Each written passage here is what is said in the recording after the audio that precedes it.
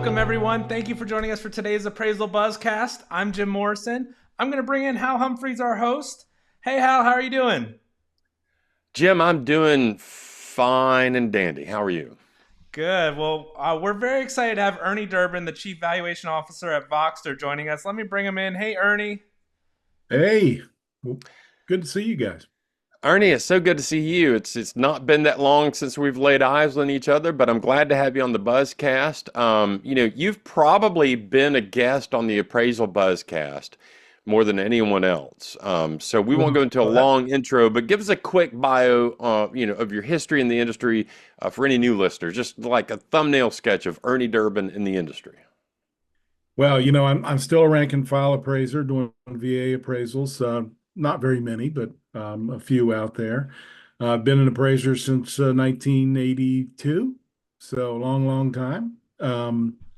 Started in this business in the technology sector and also did some publication with Live Valuation Magazine at the national level some time ago. From there, I've always worked really as a chief valuation officer, which is different than a chief appraiser, right? The best way to explain it is chief appraisers are, they work between clients and appraisers, and chief valuation officers, usually oversee chief appraisers and work between clients and the GSEs and other regulatory bodies. And so Okay. that's been my role through the years. One thing I just want to leave you with real quick. Everybody thinks I work for an AMC. Used to, but Voxtur sold our AMC a year ago. And so now Voxtur is only technology and Voxtur Analytics. And that's what I do. I work now providing my expertise in valuation technology. I love it. Ernie, you just finished a three-part series on the new UAD Yeah. for Appraisal Buzz. Thank you for all your time on that. I know it takes a lot of time to write these things, these stories up. The Yeah. response we've gotten from those articles has been kind of overwhelming. For those that haven't read them all yet, we'll include the links in the description. But Ernie, tell me, what are some of the main takeaways you want to make sure people know about the upcoming UAD changes? Well, it was a three-part series, and the first one was really explaining the landscape of change and why this is occurring, a little bit of the history. I think it's very valuable because a lot of times appraisers, we're busy with the next assignment. It's hard to keep up on not just the changes, but the why behind the changes, right? And so Mhm. I introduced there things that I would talk about in the following articles which have to do with how these changes will affect appraisers. And so my biggest takeaway, the second article was entitled "Don't Borrow Trouble," which was one of my father's favorite phrases and one that my kids have heard over and over. Got four kids that are now 30 and more and beyond. But anyway, long story short, I think that as appraisers, we're supposed to collect information, vet that information, analyze that information, then make a decision. And I don't know that appraisers have done that in reference to these changes that are coming ahead. They've kind of jumped all the way forward to the decision. It's not just their fault. I point out in that article that there was, some of the communications early from the GSEs showed very large, all-encompassing reports, and their intention was to show how flexible it can be and, how it can do any kind of assignment. But the misinterpretation by appraisers was, I've got to do this on every assignment, and that's Yeah, not true, right? yeah. So don't borrow trouble, don't jump to conclusions. That'd be a big takeaway. And then in preparation for this, you can start doing some of this stuff right now with the legacy work that we're doing under the legacy forms with mobile technology and just preparing yourself for these changes in the future. It's not, it's not an extinction event for appraisers. It's not. It's I love it. it's opportunity. I love it. Let's do this. I'm going to take a quick break. We're going to hear from one of our sponsors, and we'll be right back. Are you wondering how property insurance is changing in the wake of climate events and natural disasters? Need a primer on appraising religious properties?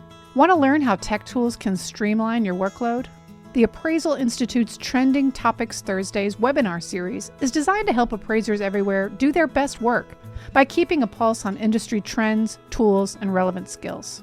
Join the Appraisal Institute as a member to gain access to our on-demand library of timely content featuring leading experts, or join us live for the next webinar.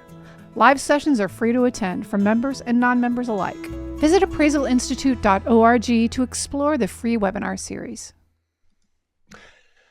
Welcome back. You're listening to the Appraisal Buzz. I'm Hal Humphreys, your host. I'm joined today by Ernie Durbin from Voxtur. Ernie, we kind of talked about your stories, your articles you did for Appraisal Buzz magazine on the UAD. You brought up the fact that some of the communications early on in the process from the GSEs showed this.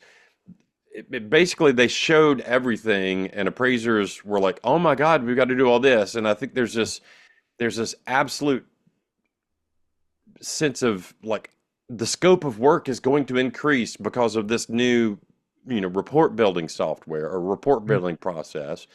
Is that true?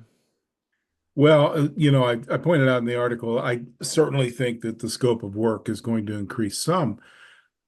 We tend to think as appraisers that because of this all-encompassing report, it's not a form, and the early renditions of that everything has to be filled out. No, it's going to be based on the particular assignment conditions that exist there, right?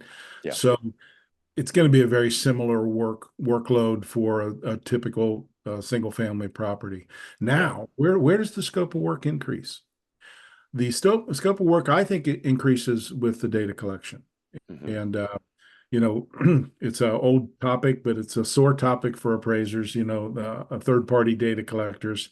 That's not what we're talking about here. The fact is that the software that companies like Voxtur and others have developed for third-party data collection individuals, those same data points are going to have to be collected by the appraiser now, right? So think of it this way, it's not, there'll be more scope of work and data collection on the subject property. However, the efficiencies of moving that information from a mobile environment to, back into the report writing software are going to be built into anybody's system who's competitive, everybody's system, right? Yeah. And so your time may be spent. Your time may not increase that greatly, but it may be spent differently.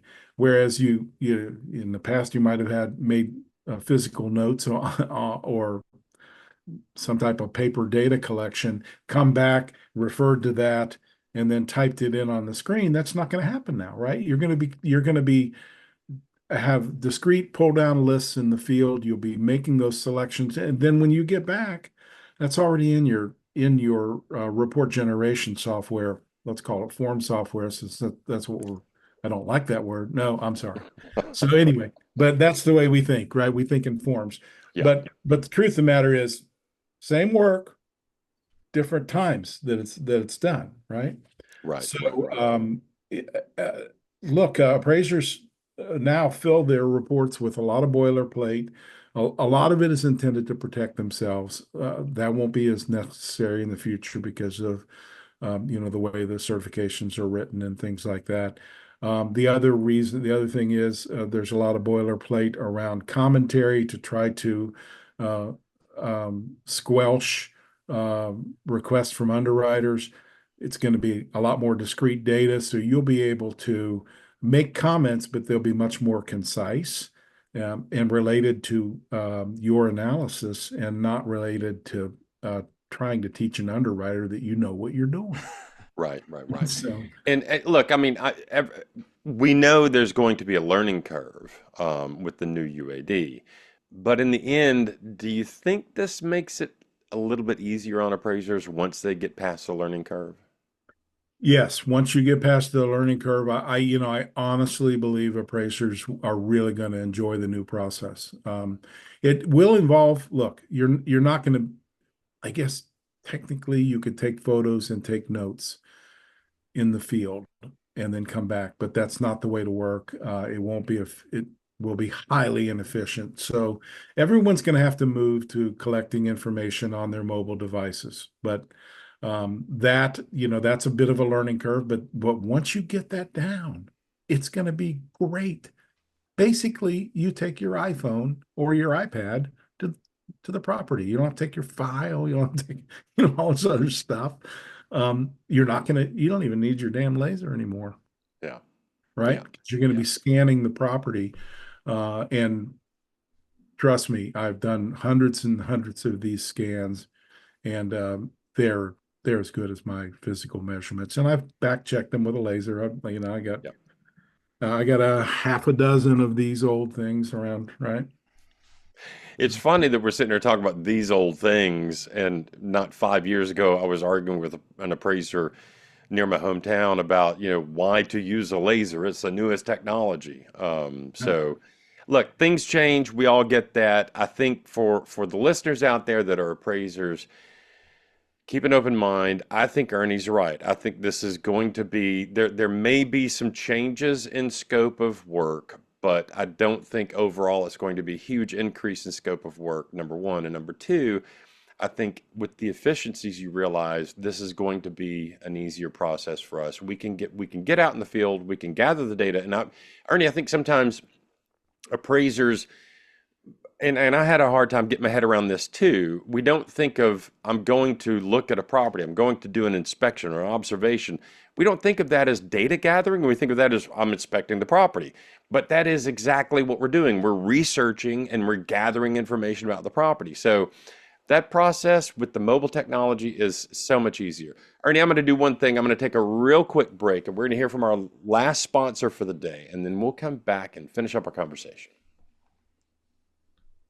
Solidifi is one of the nation's most trusted valuation and title partners. With their proprietary technology and extensive network, Solidifi delivers industry-leading quality, transparency, efficiency, and scale to the largest mortgage lenders in the U.S. Their marketplace of independent, qualified field professionals makes the homeownership experience extraordinary every time. Visit solidifi.com for more information and stay connected with their latest news on LinkedIn. Well, I was just going to say, I do use my laser to adjust the hitch height on my Airstream. So I love that. Welcome back, everybody. You're listening to the Appraisal Buzz. I'm Hal Humphreys, your host, and I've got Ernie Durbin in the room with me today. Ernie is with Voxtur. We've been talking about the new UAD. Ernie has done a lot of work on understanding that, and a lot of work with us here at Appraisal Buzz on explaining what it means for appraisers. Ernie, we've joked a lot around the office about the four-letter word that appraisers shall not say anymore, and that is FORM. In the comments section on your article, there were some actual four-letter words we had to take out of the comments section. When push comes to shove and appraisers are faced with learning this new AD or retiring, do you think there's going to be a mass exodus that a lot of people are predicting? I think there'll be some people. Look, there's going to be an exodus anyway because of the demographics of our profession, right? I mean, that's just true, right? Yeah, I mean, me and you, right? Yeah. And me more than you. I told you I started in this business in 1982, and I was 22-year-old. So I'm 64, and I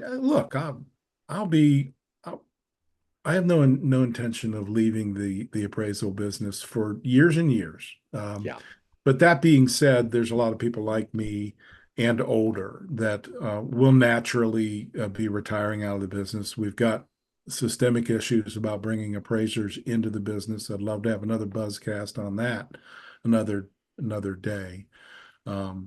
Those basically are economics, but at any rate, long story short, I don't think I really don't think that the technology will push a lot of people out because that's a bristled response, and that comes from maybe being just uninformed about it, or hearing social media and not really researching the project yourself. Like we said earlier, I don't think it's going to take you longer necessarily. Obviously in the beginning as you're learning the process, but once the process is down, don't think it's going to take appraisers longer. It might actually be shorter if we have all kinds of data coming in as part of the process, which is data. By the way, people get concerned about that too because they say, well, now I have to verify this data. No, it's pretty much the same data you're using.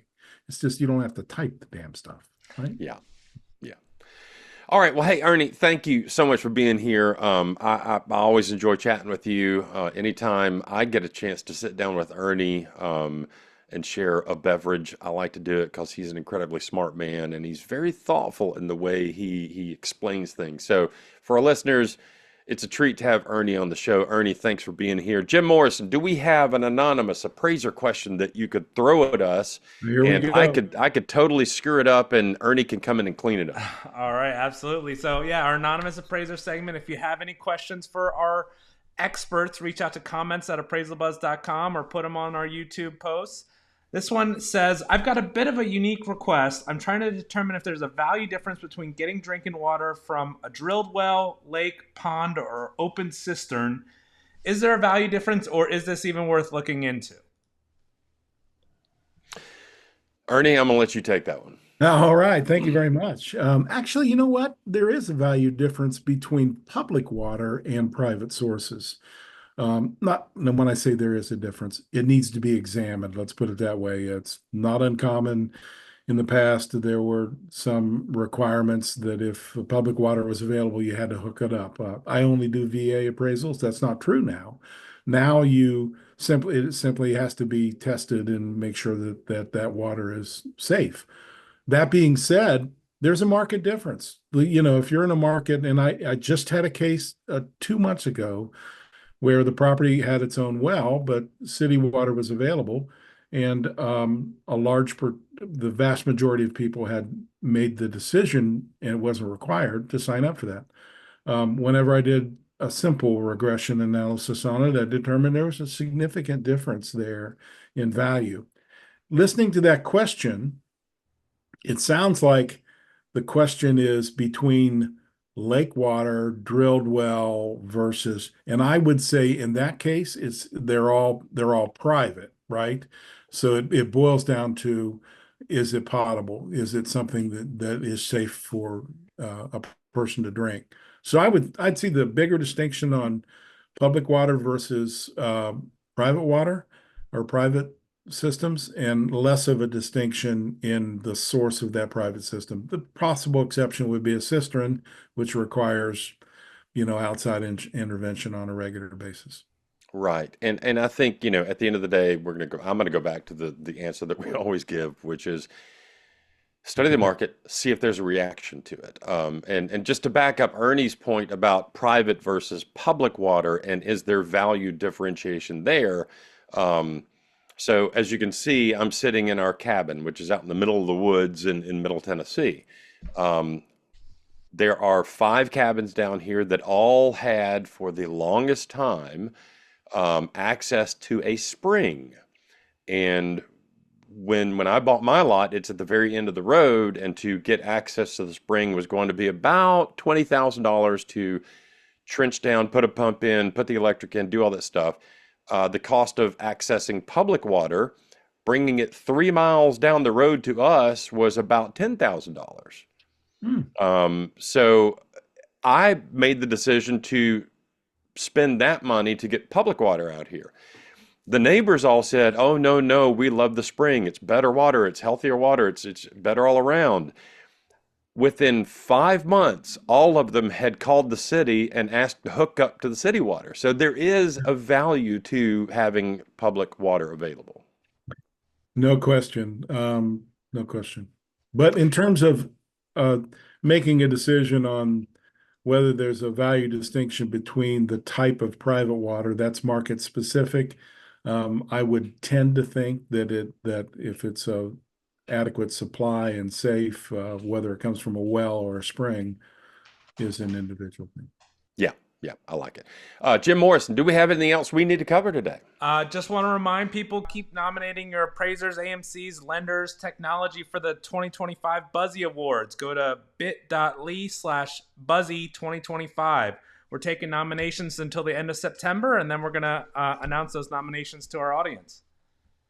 So you're going to have a lot of AMC nominations, do you think? That's one of the categories. So, we're always looking for nominations for that.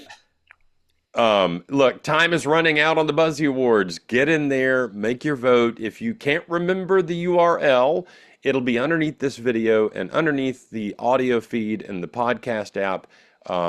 Click on it, go take the survey, do it quickly. Time is running out. Morris, anything else we got to cover? Thanks, Ernie. We see why you're one of the best at this. We really appreciate it. Thanks. Yeah, I enjoy coming on. For Jim Morrison and Ernie Durbin, I'm Hal Humphreys, and that is your Appraisal Buzzcast for this week.